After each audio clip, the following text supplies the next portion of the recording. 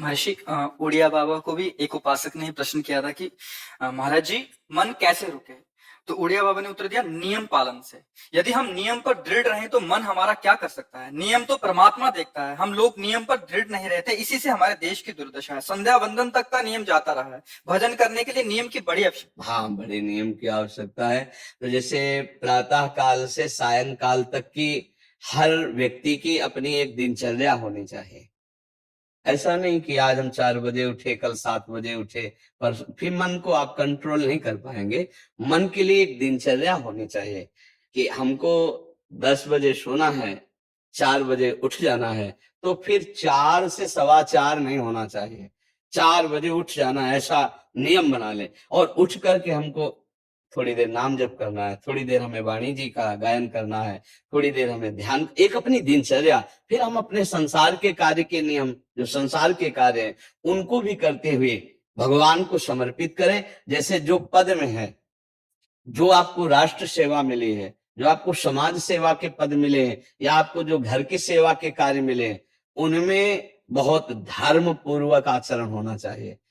अगर आप अधर्म आचरण करते हैं, अपने पद का दुरुपयोग करते हैं, तो आप सुबह जग करके थोड़ा माला चला लीजिए, फिर भी आपका कल्याण नहीं होगा, क्योंकि आप अपने पद का, अपने सेवा का दुरुपयोग कर रहे हैं। जैसे हम जानते हैं कि अधर्माचरण है, ये अधर्मी है, हमें पता है दोषी है, और वो हमको कुछ धन दे देता है, और हम उसको मुक्त करवाने की बात सोचते हैं, और जो निर्दोष है उसको फंसा देते हैं। अब तुम चाहे जितना माला चलाने की कोशिश करो या दान पुण्य करो, वो तुम्हारा अधर्म आचरण, वो अधर्म का धन तुम्हें सतमार्ग में नहीं जाने देगा। नियम लेना चाहिए कि जिस पद में है, जिस धर्म में है, जिस कर्तव्य में है, चाहे कुछ भी हो जाए, हम अपने कर्तव्य से विमुख नहीं होंगे। जितना जब महान है, उतने कर्तव्य महान है। दोनों बातें समझना है। जब माला फेरा और इसके बाद बेईमानी, अधर्माचरण, इनका कोई नियम नहीं है कि हमें कैसे चलना है, तो वो माला काम नहीं कर पाएगा, क्योंकि उसका तभी सत्य भाव माना जाएगा माला जपला जब धर्माचरण है। धर्माचरण नियम से। बोले वो बड़े कट्टर नियम वाले हैं, उनको घूस नहीं, आप उनको भयभीत करके नहीं काम करवा सकते, प्रलोभन में काम नहीं करा सकते। ये हमारी गृहस्थी है ना, तो गृहस्थी के पालन के लिए धन चाहिए, और धन के लिए हम धर्म को आगे रखें, धन को नहीं। धर्म को, हमारा कर्तव्य क्या, प्रायः जैसे पूज्य बाबा ने कहा, आज हमारे देश में बहुत दुर्दशा हो रही है। दुर्दशा हो रही, क्यों? क्योंकि सब अपनी जगह से गलत हो रहे हैं। अगर अपनी जगह हम ठीक रहे तो हमारी दुर्दशा नहीं होगी, हमारा भजन कम होगा, लेकिन हम धर्म से चल रहे हैं तो हम विजयी होंगे। हम भगवान को प्रसन्न कर सकते हैं, क्योंकि हमें जो कार्य मिला है वो भगवान का ही कार्य, सृष्टि भगवान का कार्य। जैसे नए बच्चे कुछ वकालत पढ़ रहे थे, तो यहाँ के प्रश्न किया था कि हम जानते हैं कि वो दोषी नहीं है, हम जानते हैं कि वो दोषी है, पर दोषी हमें पैसा दे रहा है, तो हम वकालत पढ़ी इसीलिए है, हम उसको जिताएंगे, फिर क्या कोई पाप है? तो उनका खुला पाप है।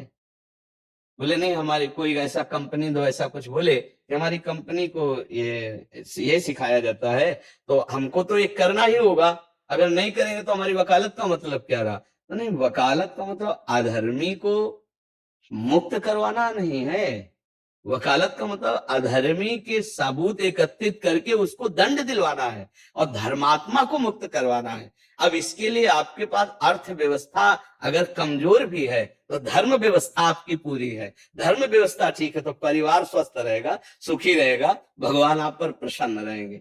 अच्छा, फिर हमने तर्क रखा कि जैसे आपकी बहन के साथ कोई गलत व्यवहार करे, आपको पता है, और वो आपको 10 लाख रुपया घूस दे, तो क्या आप उसका पक्ष लेंगे? नहीं, तो फिर दूसरी बहन के साथ किया है। अब यहां विचार करना है ना, अपने भाई का अगर कत्ल किए हो, मुझे पता हो कि ये दोषी है, तो क्या हम पैसे से उसको मुक्त करने देंगे? लगेगा कि जान की बाजी लगा देंगे तुम्हें हम। ऐसे ही एक गरीब आदमी की किसी ने हत्या की, तो आपका पक्ष बनता है, पर ये ज्ञान कहाँ मिलेगा? बिना अध्यात्म के ज्ञान तो मिलेगा नहीं। ज्ञान तो इस बात का मिला कि कैसे पैसा कमाया जाए। अच्छा, वो पैसा यदि अधर्म से आया है तो आपकी दुर्दशा कर देगा, आपकी बुद्धि भ्रष्ट कर देगा। तो जो बाबा कह रहे हैं कि आज हमारे समाज की बड़ी दुर्दशा हो रही, उसका कारण यही है कि हमें अध्यात्म का ज्ञान नहीं, हमें धर्म का ज्ञान नहीं, और बड़ी बड़ी गलतियां हो जाती है। बिल्कुल पता है आदमी निर्दोष है, और हम धन के प्रभाव से उसको दंड दे देते हैं। वो दंडा भगवान जब आपको पलट कर देंगे तो आप सह नहीं पाओगे, उसका परिणाम बहुत बुरा होता है। तो इसलिए समाज को चाहिए अपने अपने कर्तव्य का पालन करते हुए एक नियमावली बना ले। जैसे कुछ दुकानों का नियम होता है कि वहां फिक्स रेट होता है, नहीं होता? वहां ये नहीं चलेगा कि कसम से कहते हैं कि तुम्हें हम अपना जान करके कि 100 रुपया मीटर ये मिला है, हम बिल्कुल मुनाफा नहीं ले रहे। नहीं, झूठ क्यों बोल रहे हो? दुकान खोले मुनाफा के लिए, झूठ क्यों बोल रहे हो? नहीं लेंगे मुनाफा, हम जितने का लाए हैं उससे मुनाफा लेंगे, पर 120 रुपया मीटर देंगे, कपड़ा बढ़िया है, नाप फिट है, इससे नीचे नहीं उतरेंगे, हमें सफाई देने की जरूरत नहीं है कि हम कसम खाते हैं या ऐसा। जानते हो ये बिजली है, दुकान है, नौकर लगे हैं, तो इसका मुनाफा लेने के लिए दुकान खोले, कोई दान करने के लिए तो नहीं। तो सबको पता है मुनाफा लेगा, लेकिन एक फिक्स दाम, उसे 10-20 रुपया का मुनाफा लेकर के हम उसको बेच रहे हैं। लेकिन झूठ क्यों बोले? बोले झूठ के बिना धंधा नहीं चलता। नहीं, ऐसा नहीं है।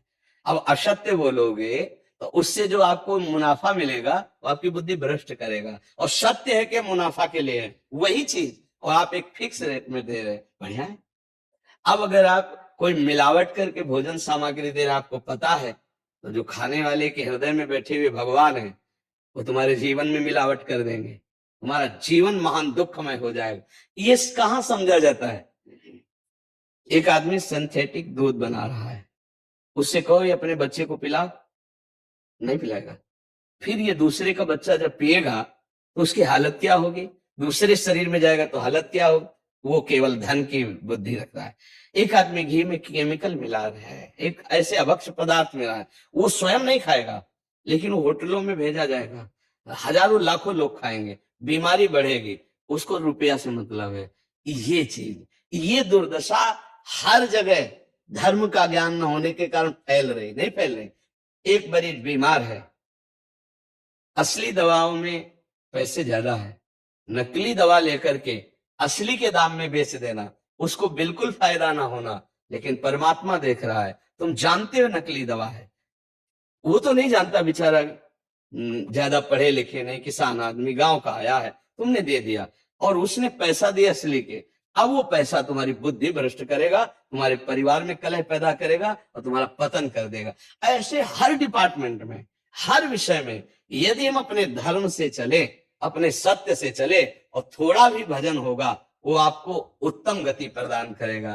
पर ऐसा कहां समझ में आ रहा है? अध्यात्म के बिना भला ऐसा समझ में आएगा? तो इसीलिए कह रहे हैं हमारे देश की दुर्दशा हो रही। पूर्वजों में पहले ये था कि हमारा धर्म नहीं जाना चाहिए चाहे प्राण चले जाए, हमारा चरित्र नहीं जाना चाहिए चाहे सर्वस्व नष्ट हो जाए। आज इसकी कोई परवाह नहीं, तो उसी से बुद्धि भ्रष्ट हो जाती है, जीवन एक पशुवत आचरण वाला हो जाता है, और वो अपने को बड़ा सुखी समझने लगते हैं कि हमारे पास बड़ा वैभव है। लेकिन प्यारे, उस दिन को याद करो जिस दिन तुम्हारा आखिरी समय होगा, ना तुम्हारा फार्म हाउस जाएगा, ना महल तुम्हारा जाएगा, ना बैंक बैलेंस जाएगा, ना कोई व्यक्ति, और ना ये शरीर। अब तुम्हारे कर्म तुमको भोगवाएंगे। उस समय की कौन याद करता है? अगर उस समय की याद हो तो भय लग जाए कि नहीं नहीं, पाप नहीं करूंगा, क्योंकि जाना है यहां से। अच्छा, कब जाना है कुछ पता नहीं, किसी भी समय ट्रांसफर हो सकता है इस शरीर से। तो हमें लगता है कि महापुरुषों के जो वचन है कि हमें एक नियम से जीवन जीना चाहिए, धर्म पूर्वक जीवन जीना चाहिए, अपने कर्तव्य का पालन करना चाहिए। जो हमारे लिए कर्तव्य, आज प्राय धन प्रधान बुद्धि होने के कारण कर्तव्य स्वभाव हो रहा है। एक विद्यालय में विद्यार्थी के लिए जो गुरु पद में बैठा, उसका क्या कर्तव्य है? वो अपने कर्तव्य को भूला हुआ है। भला छोटे छोटे विद्यार्थियों को, जिनकी नींव पूरे राष्ट्र सेवा में, समाज सेवा में ये बन सकते हैं, अगर उनको हम सही शिक्षा नहीं दी तो उनका पूरा जीवन बर्बाद हो जाएगा। अगर उनको हम गलत सपोर्ट कर दिए तो उनका पूरा जीवन बर्बाद, क्योंकि नया जीवन है। और जगह जगह अपने अपने कर्तव्यों का यदि पालन किया जाए तो पूरा समाज सुखी हो जाए।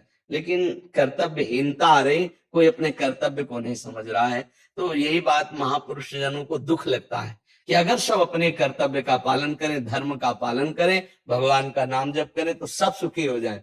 सुख सब चाहते हैं और आचरण दुख वाले करते हैं, इसीलिए सुख नहीं मिल रहा है, परिणाम में हमें दुख मिल रहा है।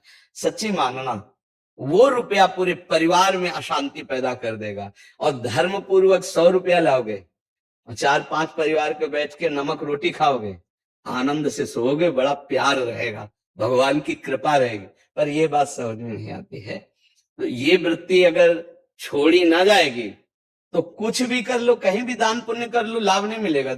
अगर दान देने की बात कही गई है तो धर्म पूर्वक कमाए हुए धन से। अगर आप मेहनत से कमाए हो ना, 10 रुपया दे दोगे ना, तो 10 रुपये का वो आटा लाके अगर 2 रोटी खाएगा तो खूब वजन होगा। वो आप 1 लाख रुपया बेईमानी कर रख दोगे ना, तो बैठे बैठे वो गंदा ही सोचेगा, भजन नहीं होगा।